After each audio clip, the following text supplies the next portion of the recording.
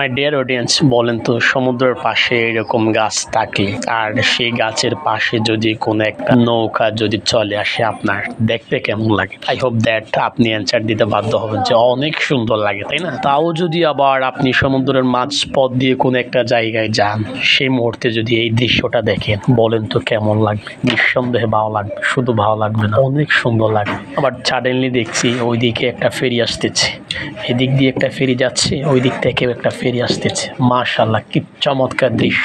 এরকম সুন্দর মুহূর্তগুলো যদি আপনি উপভোগ করতে চান, তাহলে অবশ্যই আপনাকে সাগর পথ দিয়ে এক জায়গা থেকে অন্য জায়গায় যেতে হবে। আর কেমন জানি আজকে নদীটাকে খুব সাইলেন্ট মনে হচ্ছে, আর এমন নদী আমার অনেক ভালো লাগে।